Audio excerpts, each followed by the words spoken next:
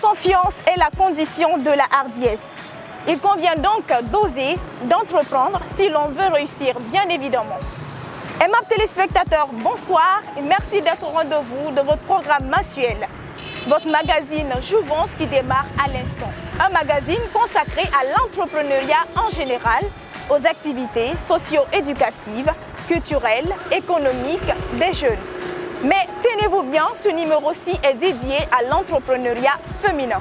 Vous le savez, aimables téléspectateurs, ces 2 dernières années, l'engouement est de belle pour la création d'entreprises. L'entrepreneuriat est une façon de concrétiser quelque chose pour réaliser certains de nos rêves. Mais l'entrepreneuriat féminin est un choix de carrière parce qu'il exige la ténacité, le courage, la détermination. Ensemble, découvrons pourquoi certaines femmes s'intéressent-elles à l'entrepreneuriat.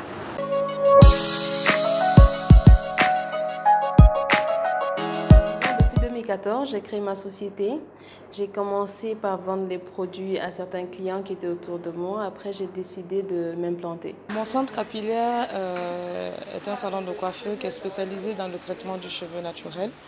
Donc nous évoluons dans l'entretien, la coiffure du cheveu afro. Je suis manager générale fondatrice de la boîte de production audiovisuelle et de communication événementielle Joe's Prod, qui existe depuis 2015 déjà. L'entrepreneuriat féminin est un métier très délicat dans le sens large du terme. Entreprendre n'est pas toujours aisé, mais force est de reconnaître que les femmes sont de nos jours engagées au même titre que les hommes dans la création d'entreprises, des petites et moyennes activités. Pour certaines femmes entrepreneurs, tout commence par la passion. Ensuite, l'habitude prend du terrain et ça devient le quotidien. L'entrepreneuriat, déjà, je ne dirais pas que c'est la création de l'emploi, mais c'est la création d'une idée qui est matérialisée après. Cette idée, moi, aujourd'hui, non seulement derrière, comme je le dis, il y a une action sociale, mais il y a une action économique.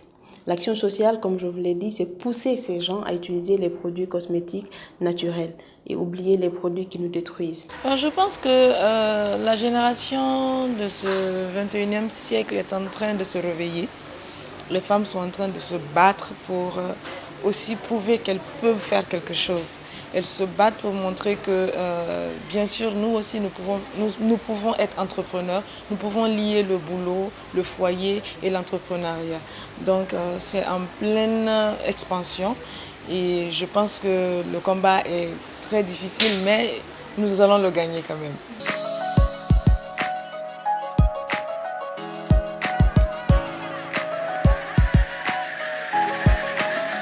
Ce que je vais dire aux femmes d'aujourd'hui, c'est affirmez-vous, vivez votre passion. Personne ne va venir vous donner votre bonheur, c'est vous qui allez le chercher. Qui ne risque rien n'a rien. C'est la première des choses, il faut prendre le risque.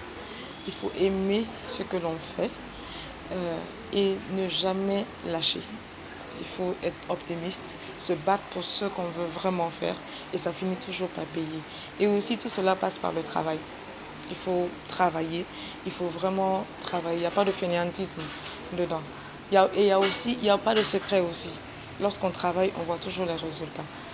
Donc j'encourage toutes les femmes qui aimeraient entreprendre comme moi et je les encourage surtout à être fortes. Parce que ce n'est pas facile pour une femme de se frayer un chemin dans ce domaine. Donc il faut être forte, il faut persévérer et il faut prendre des risques et ça paye toujours. Je suis une féministe engagée dans l'âme quelque part et je me dis que la femme peut faire mieux que l'homme et la femme est meilleure gestionnaire que l'homme.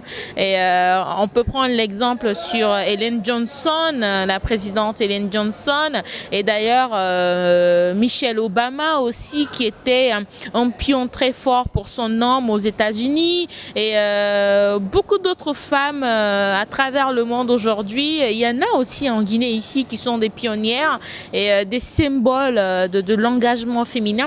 J'encourage cela et j'invite toutes ces femmes qui se disent qu'il n'y a rien à faire pour elles d'entreprendre, de se lever, de croire en leur talent et de voir où elles trouvent réellement leur idéal, de dire oui bon moi j'aime bien ce métier, je suis coiffeuse, pourquoi pas créer un petit salon de coiffure, même si c'est à la maison, vous pouvez entreprendre à la maison.